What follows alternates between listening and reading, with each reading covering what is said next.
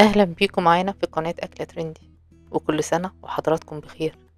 النهاردة هنعمل لكم محشي مشكل كده بطريقة روعة، ومعاه كمان فراخ بلدي إنما إيه تفتح النفس.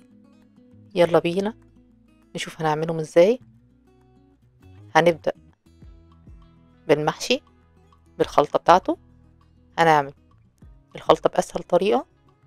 أول حاجة هنحط حلة على النار، نحط فيها تلت كوباية زيت، كوبايتين بصل مفروم. طبعا المحشي مفيش أي بيت بيستغنى عنه. ونقلب كده لحد ما البصل بتاعنا يبدأ يصفر. أول ما نلاقي البصل بدأ يدبل معانا هنضيف تلت كوباية من الزبدة ونقلب كده. طبعا أنا بحب المحشي بتاعي يبقى خفيف شوية، يعني لو حابين تزودوا السمنة مفيش مشكلة. دلوقتي هضيف كيلو من اللحمة المفرومة، أنا استخدمت لحمة بقري.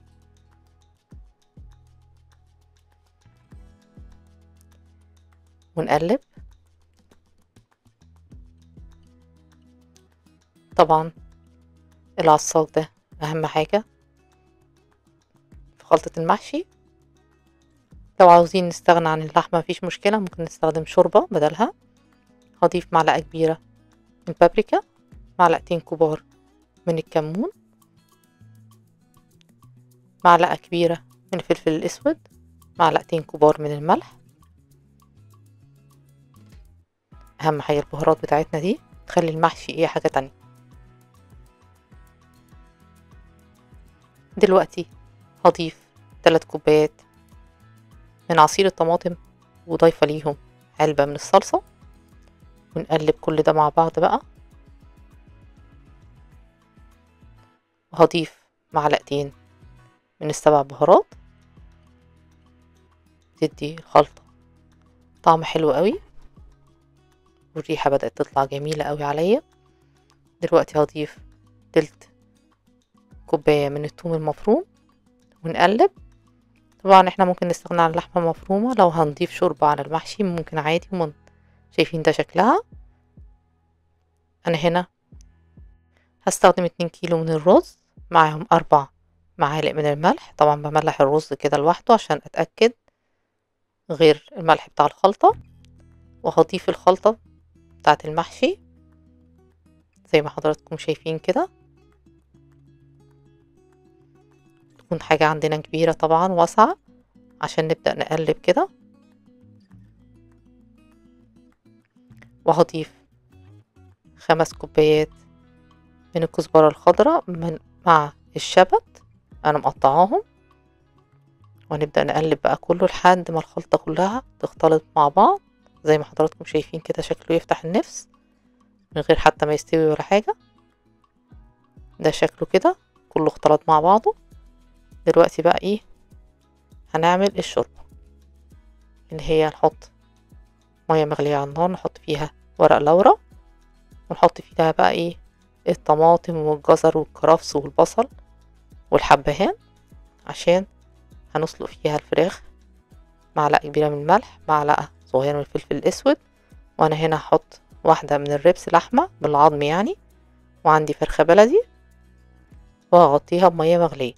أهم حاجة أنا بحط قطعة من اللحمة يكون فيها عظم عشان بتخلي الشوربة حاجة تانية، تخلي الشوربة تتقل كده وطعمها يبقى حلو قوي. شايفين خلاص استوت كده معانا.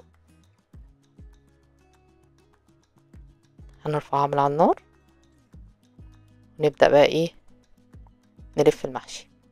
انا هنا استخدمت لحمة من اللي هي التربيانكو، عرق التربيانكو قطعتها. لو مش موجودة عندنا عادي مفيش مشكلة، ممكن نعمله من غير اللحمة. هنا برضو استخدمت لحمة اللي هي الضلوع اللي بالعظم. وهحط كده شرايح من البصل، وهنرش بقى ايه رشة ملح ورشة فلفل اسود، وكوباية من عصير الطماطم. انا ضفت له معلقتين صلصة كده ونقلبهم كده مع اللحمة. تطلع اللحمة دي حاجة تانية حلوة جدا جدا جدا. ويا سلام لو تبلناها قبلها بيوم في التلاجة. الكوسة انا عاملاها زي ما حضراتكم شايفين كده، مقوراها، وكمان عاملاها من بره بالشكل ده بالمقورة برضو. هبدأ احشيها ونسيب كده حوالي سنتي فاضي ونرصها في الحلة. انا مش عاوزة اطول على حضراتكم. هنرص الكوسة الاول لان الكوسة بتاخد سوا اكتر، فخليها هي اللي تحت. نملى الفراغات كلها كده على قد ما نقدر.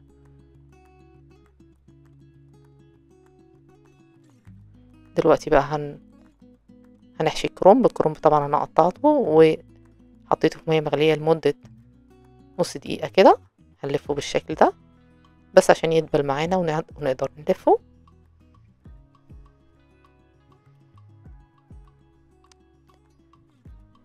نفس الطريقه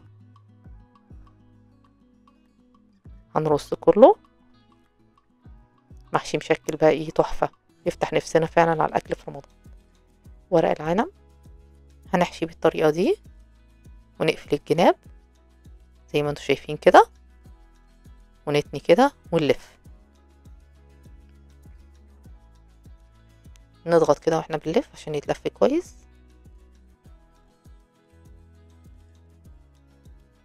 هنعمل واحدة تانية تكون احسن شوية.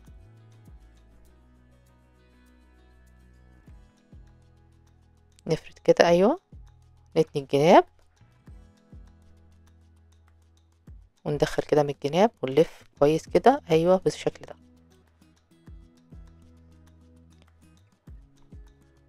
هنعمل كل الكمية اللي عندنا. طبعا انا عاملة كمية كبيرة لاني بخزنها في الفريزر. بعد ما تستوي كده نص سوا بخزنها في بوكسات في الفريزر، وبعدين بطلعها بسويها بقية السوا اللي ناقص لها. يعني بتاخد حوالي 10 دقايق ربع ساعة على النار. هنرص كل الكمية وتوفر عليا طبعا اللي انا اقدر ايه اعمل محشي كل شوية. دلوقتي هغطيه كده بالمية. انا مش بحط عليه حاجة طبق او حاجة، بخليه زي ما هو. هنحطه على نار عالية الاول وبعدين نهدي النار عليه. بياخد حوالي نص ساعة ل40 دقيقة. اهم حاجة نهدي النار عليه زي ما حضراتكم شايفين. هنحط بقى ايه معلقتين كده من الزبدة، بتخلي طعم المحشي حاجة تانية. ونسيبه بقى 10 دقايق على نار هادية يشرب الزبدة كده بتاعته ويبقى تحفة زي ما حضراتكم شايفين كده شكله. هنرفعه من على النار ونقدمه بالشكل الحلو ده مع الفراخ. انا حمرت الفراخ في الزبدة زي ما حضراتكم شايفين شكلها، واللحمة اللي طالعة من تحت المحشي زي ما انتم شايفين كده شكلها عاملة ازاي. والمحشي تحفة تحفة بيتكلم عن نفسه. ياريت تعملوه بالطريقة دي وان شاء الله ينجح معاكم اكتر ما نجح معايا باذن الله. تعملوه على الفطار في رمضان كده ويفتح نفسكم. وياريت لو عجبكم الفيديو ما تنسوش اللايك والشير وتشتركوا في القناة. وبالهنا والشفا اشوفكم في اكلة جديدة. مع السلامة.